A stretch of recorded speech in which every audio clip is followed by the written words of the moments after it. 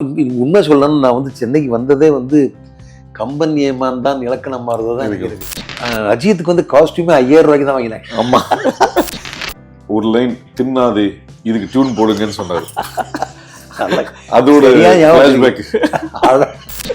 தின்னாதேன்னு ஒரு அவருக்கு என்ன பாதிப்பு தின்னாதே சங்கர் மாதேவன். எல்லா கம்போசிஷனுமே நீங்க கொடுத்த டியூன் ஃபர்ஸ்ட் டியூன்ல எல்லாமே ஓகே ஆயிருக்கு. ஆமா, ஓகே. அது பூ எழுதுறது ஒரு பூ எழுதும் கவிதை சிறு தேன் துளியாய் உருளும். வைரமுத்து சார் எழுதி கொடுத்த வார்த்தை சிரிச்சு வந்தா சீனா தானா சிரிக்க மக தானா போனா, இதை வச்சு நீங்க டியூன் பண்ணுங்கன்னு சொன்னாரு. ரொம்ப அழகான சொன்னீங்க. உடனே அவர் சிரிச்சு வந்தா சீனா தானா, சிரிச்சுக்கிட்டே வந்தானா சீனா தானா, சிரிக்கி மக தானா போனா, இந்த கால்கள் தானா போனா, விடிய மட்டும் தேனா போனா, விடிஞ்ச பின்னே காணா போனா.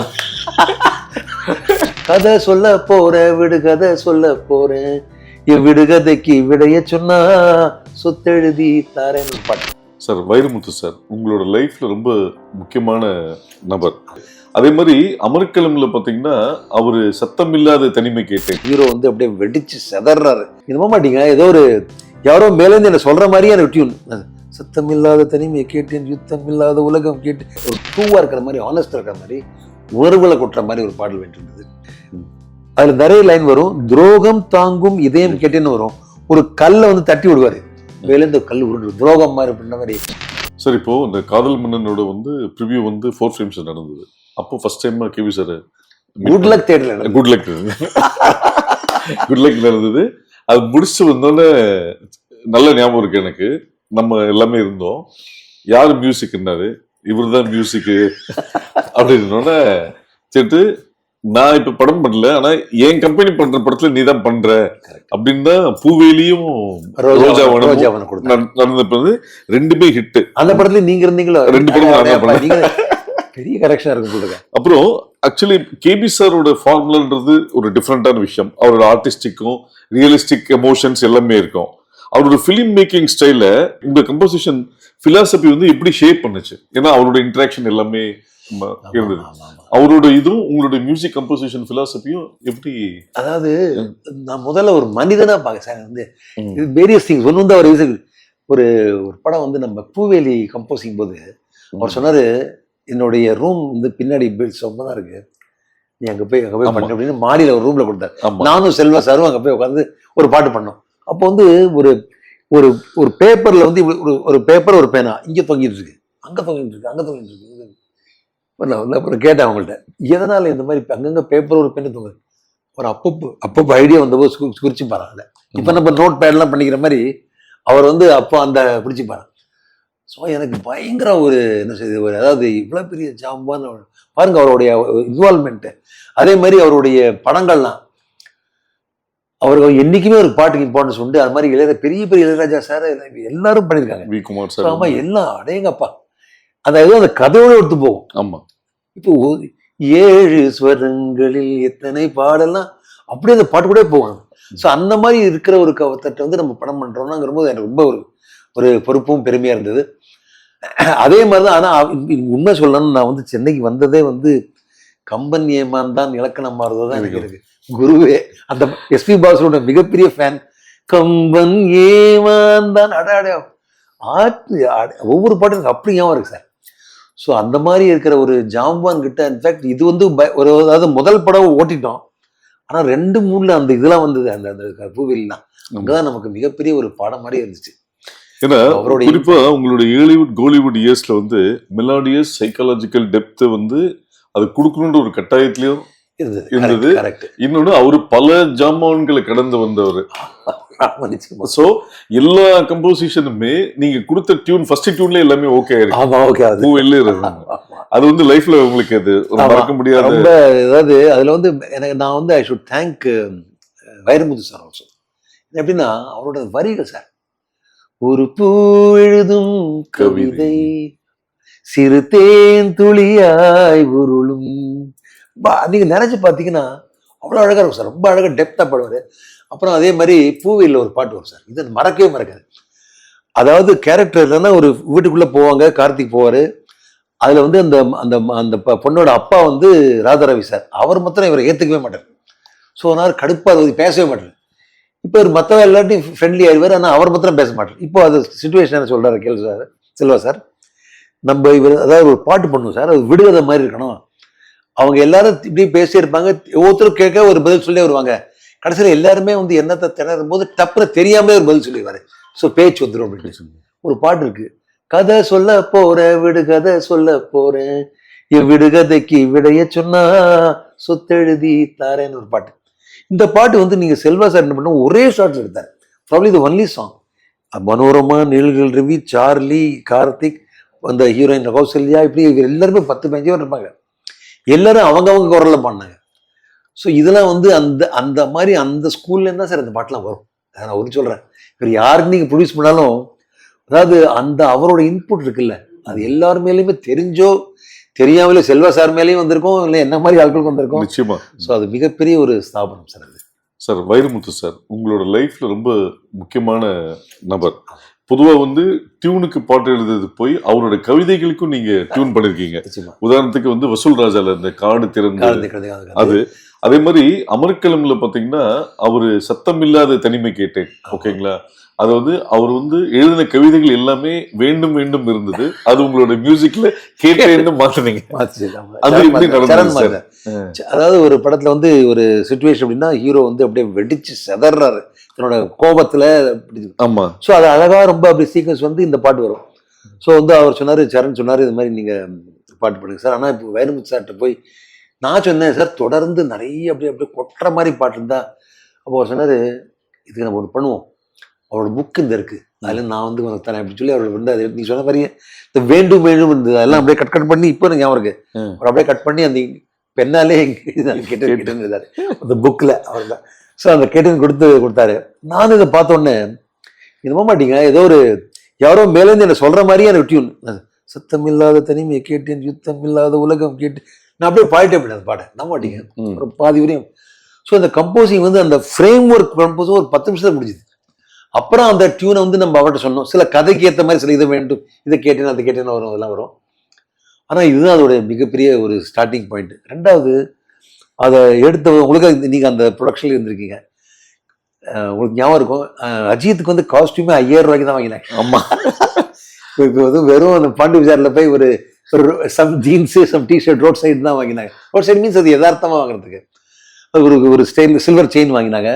அப்புறம் வந்து ஸோ அது எல்லாமே வந்து ஒரு ட்ரூவாக இருக்கிற மாதிரி, ஆனஸ்டாக இருக்கிற மாதிரி, உணர்வுகளை கொட்டுற மாதிரி ஒரு பாடல் வேண்டியிருந்தது. அதுக்கேற்ற மாதிரி செஞ்சி கோட்டையில் போய் ஷூட் பண்ணாங்க. அப்புறம் ராம்ஜி சார், அதுல நிறைய லைன் வரும். துரோகம் தாங்கும் இதயம் கேட்டேன்னு வரும். ஒரு கல்லை வந்து தட்டி விடுவாரு, மேலே இந்த கல் உருண்டு துரோகம் மாதிரி பண்ண மாதிரி. ஆனால் கிளாஸ் ராம்ஜியோட மிகப்பெரிய அதுலேயே வந்து உன்னோட வாழ தான் அவரும் வந்து கொரியோகிராஃப் பண்ணாரு. ஷாலினி ஃபர்ஸ்ட் பண்ணாங்க. இப்படி எல்லாமே அப்படியே நமக்கு எதாவது சொல்லி வச்ச மாதிரி ஏதாவது அது ஒரு விஷயங்கள் நடந்தது. பட் அதிர்ஷ்டம் என்னன்னா எல்லாமே பாசிட்டிவ் அமைஞ்சது. அதில் வந்து அந்த எஸ்பிபி சாருக்கு வந்து கேளடி கண்மணிக்கு அப்புறம் இந்த பாட்டு வந்து நம்ம டி நகர்ல இந்த மெயின் ரோட்ல இருக்க ஸ்டுடியோல தான் இது ரெக்கார்ட் பண்ணாங்க.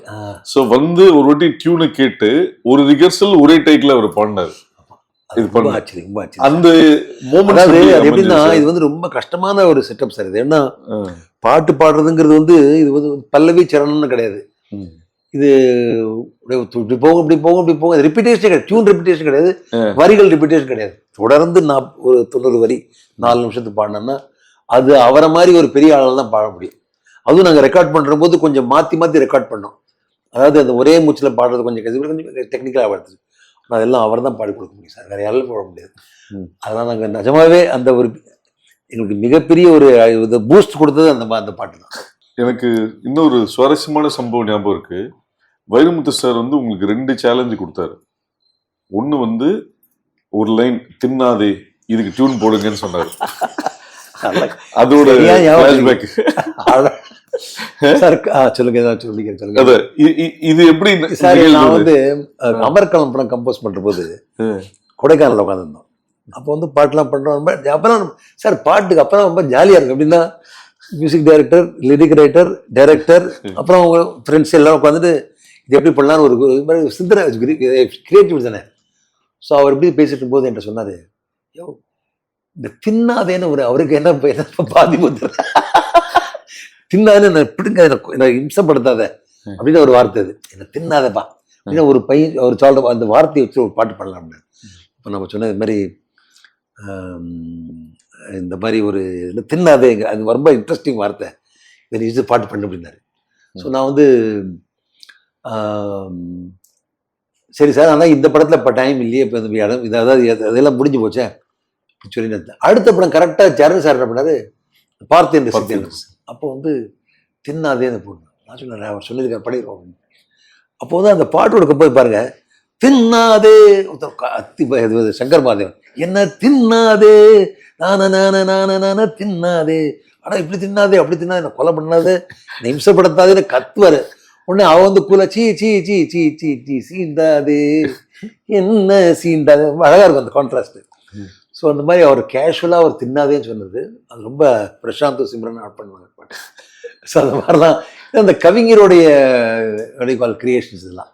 இன்னொரு மேஜிக்கு, இன்னொரு சவால் என்னன்னா, நீங்களும் சரண் சாரும் ஹேடர்ஸ் கிளப்புக்கு போய் இந்த படத்தை சாங்கை வந்து 3 நாளுக்குள்ள முடிக்கணும்னு ஒரு கட்டாயத்துல போய் அந்த சாங் வந்து 5 நிமிஷத்துல முடிஞ்சது. வைரமுத்து சார் எழுதி கொடுத்த வார்த்தை சிரிச்சு வந்தா சீனா தானா, சிரிக்கி மக தானா போனா, இதை வச்சு நீங்க டியூன் பண்ணுங்கன்னு சொன்னாரு. ரொம்ப அழகான சொன்னீங்க. முதல்ல அந்த அது வந்து அந்த இது வரி பாருங்க, அந்த படத்துல எப்படி வரும்னா, ஒரு பையன் ஒரு ஆள் வந்து இறந்து போறான், சரிப்பா போப்பா கொஞ்சம் என்ஜாய் பண்ணிட்டுப்பா அப்படின்னு ஒரு கால்கள்கிட்ட அனுப்பாரு. இப்போ இவர் கொடுக்குறாரு வார்த்தை, அவர் சொன்னாரு சார் நான் கொடுக்குறேன் அவனுக்கு டியூன் இப்போ, சரி சார் கொடுங்க. உடனே அவர் சிரிச்சு வந்தா சீனா தானா, சிரிச்சுக்கிட்டே வந்தானா சீனா தானா, சிரிக்கி மக தானா போனா, இந்த கால்கள் தானா போனா, விடிய மட்டும் தேனா போனா, விடிஞ்ச பின்னே காணா போனான். அவர் டெபினேஷன் அவரை பாருங்க, அவர் பயங்கரமா 4 வரியில நச்சுன்னு சொல்லிட்டாரு. இப்ப நாங்க நார்மலி இந்த மாதிரி ஒரு லிரிக் வந்தா அதை வந்து பாடி பார்ப்போம், இந்த தாளக்கட்டில எல்லாம் எழுதிருப்பாங்கல்ல. இப்போ சிரிச்சு வந்தா சீனா தானா, சிரிக்கி மக தானா போனா, விடிய மட்டும் தேனா போனா, விடிஞ்ச பின்னே காணா போனா, நல்லா ஜிங்கு சிக்காச்சு, நல்லா குத்து பாட்டு மாதிரி இருக்கு. ஆனால் என்னைக்குமே ஒரு பாட்டு இந்த குத்து இப்படி பிளேனா இருக்கக்கூடாது, இல்லை ஒரு ஒரு பஞ்ச் இருக்கணும், ஒரு கடி இருக்கணும். நான் என்ன பண்ணேன்னா, சிரிச்சு சிரிச்சு வந்தா சீனா தானா டோய், ஒரு டோய் இந்த பக்கம் போட்டேன், அதை ஃபர்ஸ்ட் வேர்டு வந்து போட்டேன். ஸோ சிரிச்சு சிரிச்சு வந்தா சீனா தானா டோய், சிரிக்கி சிரிக்கி மக தானா போனா டோய், விடிய மட்டும் தேனா போனா டோய், விடிஞ்ச பின்னே காணா போனா டோய். இதுக்கப்புறம் ஏதோ கேட்குது அதெல்லாம் வந்து ஒன் ஆஃப்டர் அவர் இப்படி கொடுத்த உடனே நமக்கு இப்படி தோணுது, இது வந்தப்புறம் இது வரணும். அது மாதிரி அதெல்லாம் சார் அவருடைய அந்த சொல்லாடல் இதெல்லாம் பயங்கர சார், இது அல்டிமேட் சார். அது மாதிரி வைரமுத்து சாரோட மெட்டாஃபாரிக்கல் ப்ரௌட் லாங்குவேஜ் வந்து உங்க வேலை பார்க்குற கம்போசிஷனை இந்த ப்ராசஸை சேலஞ்ச் பண்ணக்கூடிய விஷயங்கள் எதுவா இருந்தது, எலிவேட் பண்ணக்கூடிய விஷயங்கள் எதுவா இருந்தது, அவரது கவிதை ரிதம் மட்டும் எமோஷனல் வெயிட் உங்க மியூசிக்கை ஓவர் பவர் செய்யாமல் ரெஸ்பெக்ட் செய்ய நீங்க என்ன டெக்னிக் யூஸ் பண்ணீங்க? நான் வந்து ஒரு பெரிய விஷயம், எனக்கு தெரிஞ்ச விஷயம் சொல்ல ஆசைப்படுறேன். ஒரு கவிஞரோட வேலை என்னன்னா, பொதுவா ஒரு மெட்டுக்கு ஒரு டியூன் போடணும். அது எப்படின்னா சந்தத்துல போடுவாங்க. 2வது அந்த மீட்டருக்குள்ள வரணும், அந்த மீட்டர் சொல்லுவாங்கல்ல, அந்த அளவுக்குள்ள வரணும். 2வது அது வந்து அந்த கதை சம்பந்தப்பட்ட விஷயமா இருக்கணும். 3வது ஒன்று இருக்கு, அதுலதான் இவர் கிங், ஒலி. அதாவது we call it phonetics. இந்த பாட்டை கேட்ட உடனே அது சில வார்த்தைகள்லாம் கரெக்டா இருக்கும் சார். அதாவது இந்த வார்த்தையும் போடலாம், அந்த வார்த்தையும் போடலாம், ஆனால் அந்த வார்த்தையோட ஒலி வந்து, நான் ஒரு சின்ன எக்ஸாம்பிள் சொல்றேன். நாங்க வந்து அட்டகாசம் ஒரு படம் பண்ணோம், அப்ப நான் டியூன் அவர் கொடுத்தேன்,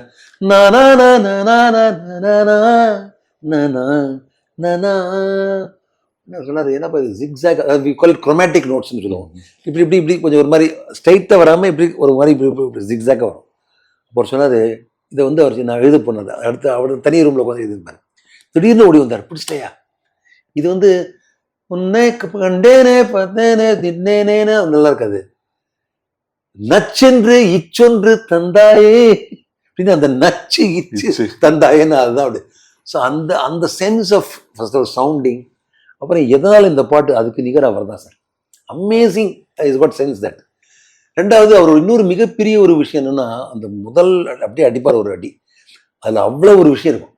அப்புறம் வந்து நீங்க சொன்ன மாதிரி அவருடைய அந்த என்னெல்லாமோ சார், இப்போ கன்னி பெண்ணுள் எனக்கு இதுவரையும் அழுக்கு சிட்டை போட்டாலும் அழகாய் தெரியுமா அழகன், அழுக்கு சட்டை போட்டாலும் அழகாய் தெரியுமா அழகன் எவனோ அவன் தான் காதல் மன்னன். நினைச்சு பார்த்தேன், அந்த அழுக்கு சட்டை நம்ம போட்டா நல்லா இருக்கும், அது அஜித் படம் நல்லா இருக்கும், அதான் காதல் மன்னன்.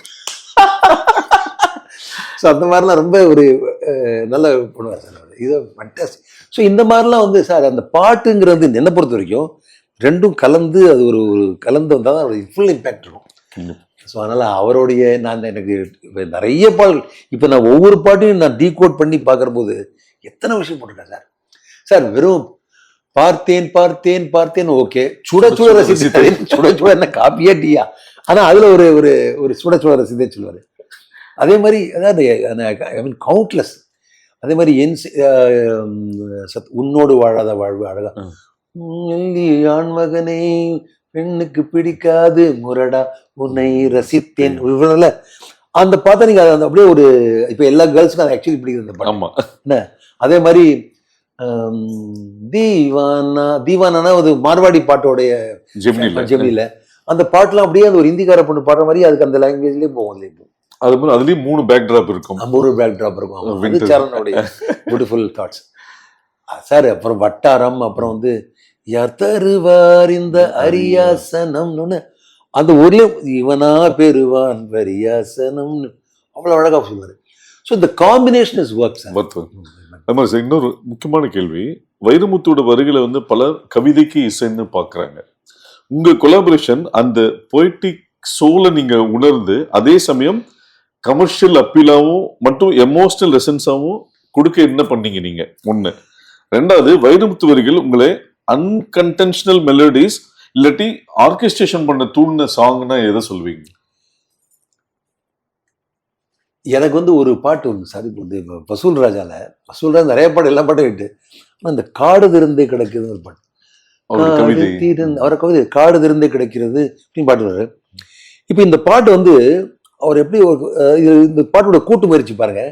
அவர் காடு திறந்தே ரொம்ப அழகா அந்த ஒரு ஒரு வைல்டா இருப்பாரு. இந்த பாட்டு நான் கம்போசிங் பண்ணும்போது ஃபோன் கால் வந்தது, ஷூட்டிங் பண்ணிருக்காரு. அப்போ உங்களுக்கு தெரியுமே அந்த மே 14 ஆரம்பிச்சாங்க, ஜூன் ஆகஸ்ட் 12 ஃபினிஷ் ஆயிடுது. அவ்வளோ 3 மாசத்துக்குள்ள ஷூட்டிங் எல்லாமே நடந்தது. அப்போ நாங்கள் ரெக்கார்டு பண்ற போது கமலஹாசன் சார் வந்து என்னை வந்து ஃபோனில் பேசினாரு, சரண் சார் கொடுத்தாரு. என்னன்னா சார், நீங்கள் வந்து இதில் வந்து ரட்டம்பர ரட்டம்பாங்கிற ட்ரைபல் வார்த்தை ஒன்று இருக்கு, இது வந்து பாட்டு வந்து காட்டு சம்பந்தம், காட்டுனா ட்ரைபல் பண்ணுறது, அதை யூஸ் பண்ணுங்க அப்படின்னாரு. அது ரட்டம்பர ரட்டம்பா அப்படின்னு. அப்புறம் இது வந்து இவ்வளவு நல்லா இருக்கு, இது வந்து இதை ரொம்ப ஏன்னா ஃபாஸ்டா போட்டால் என்றைக்குமே ஒரு பாட்டோட நம்ம அனுபவிச்சு கொடுக்கலன்னா லிரிக்ஸ் போயிடும், புரியவே புரியாது. ஏன்னா குத்துப்பாட்டு மாதிரி போட்டே நல்லா இருக்காது. அதனால என்ன பண்ணேன்னா ஸ்லோவாக மெலடி போட்டு இந்த பாட்டு என்னப்பா இப்படி ஸ்லோவாக மெலடி போட்டிருக்கேன்னா அது வந்து எனக்கு சேலஞ்ச் இருந்து, ஏன்னா அதை ஆர்கெஸ்ட்ரேட் பண்ணி அழகாக கொடுத்தாலும் அந்த பாட்டு நிற்கும். அதனால் அதில் பண்ண ஒரு பாட்டு இது பண்ணும்போது இன்னொரு பாட்டு எனக்கு ஞாபகம் வருது. ரோஜா கூட்டப்புறம் படத்தில் முட்டுகளே மொட்டுகளேன்னு ஒரு பாட்டு, மொட்டுகளே மொட்டுகளே மூச்சுவிடா மொட்டுகளே இப்போ நீ வந்து விரிஞ்சிடாதே என்னோட தூங்குறான் இப்போ அவன் எழுந்துருவான் அப்படின்னு அந்த மாதிரிலாம் ஒரு கற்பனை விவரி பயங்கரமான கற்பனைகள் இதெல்லாம். ஸோ இதெல்லாம் அந்த மாதிரி கவிஞருக்கு தான் வரும் sir. I have great respect for him on that. இந்த அவருடைய அவருடைய அப்போ இன்னும் எனக்கு பிடிக்கும்னா அவர்கிட்ட வந்து தனிப்பட்ட முறையில் நாங்கள் நிறைய ஒர்க் பண்ணால் கூட அடுத்த பாட்டு வரும்போது காட்டுறோம் இந்த பாட்டில் இந்த பாட்டு வாயா நம்ம 2 பேரும் பண்ணுறோம் அப்படிங்கிற ஒரு அந்த ஜோஷோட வருவார். ஆமாம், அந்த ஜோஷ் எனக்கு பிடிக்கும். அதாவது நாங்கள் பண்ணியாச்சு, நாங்கள் என்ன இது என்ன பெரிய சினிமா பாட்டு என்ன நாங்கள் பண்ணாது மாதிரிலாம் இருக்க மாட்டோம். ஸோ ஆல் தீஸ் திங்ஸ் அவர் வந்து அதனால தான் அவருக்கு இவ்வளவு பேர் வந்திருக்கு, இவர் புகழ் வந்திருக்கு. இன்ஃபேக்ட் நான் இன்னொன்று ஓப்பனாகவே சொல்கிறேன், இன்னொரு விஷயம், எனக்கு மாத்திரம் இல்லை எல்லா இசையமைப்பாளருமே அவருக்கு ஒரு முக்கியமான ஆள். நிச்சயம். அது யார் வேணா சொல்லுங்க, நீங்கள் எந்த மியூசிக் டேரக்டரும் கேளுங்களேன், அவங்களுடைய பெஸ்ட் பாட்டு இவரோட இருக்கும். So is an undoubtedly very good lyric writer. இப்போ நீங்கள் வசூல் ராஜா சொன்னதுனால அதில் வந்து 2 முக்கியமான விஷயங்கள் நடந்தது. ஆழ்வார்பேட்டை ஆண்டவா சாங்கும் கலக்க போவது யாரோ கமல் சார் ஆஃபீஸ்லேயே ரெக்கார்ட் பண்ண சாங்கு. அதுவும் ஆழ்வார்பேட்டை ஆண்டவா வந்து 2 மணிக்கு ஆரம்பிச்சு 4 மணிக்கு முடிச்ச ஒரு சாங். பெரிய நீங்க ஏதோ இது மாதிரி சொல்றீங்க, எல்லாம் தெரிஞ்ச மாதிரி எங்க பாத்தீங்கன்னு தெரியல. நான் இருந்தேன் கூட. என்னென்ன பாருங்க, இது வந்து நான் வந்து ரவுடி, இதுல வந்து எல்லாமே தூய தமிழ்ல இருக்கு, நல்லா இருக்கு, இதை அப்படியே கன்வெர்ட் பண்றேன் பாரு அப்படின்ட்டு. பார்க்க போனா மனுஷனுக்கு ஃபர்ஸ்ட் தோல்வி காதல் தான் நல்லது, காதல் ஒன்னியும் கடவுள் இல்லையடா, இந்த இழவை எல்லாம் ஹார்மோன் செய்யும் இந்த கலகம் தான் என்னடா அந்த மாதிரி அப்படியே யதார்த்தமா பண்ண சார். முருகதாஸ் வந்து அஜித்தை வந்து தலை அப்படின்ற மாதிரி ஒரு விஷயம் ஒரு சீன்ல 2 சீன்ல சொல்லியிருப்பாரு. தலை போல வருமானது இன்னும் பல பேரோட காலர் டியூன்லயும் சோசியல் மீடியாலயும் வைரலா இருக்கு. அந்த டியூன் எப்படி உருவாச்சு?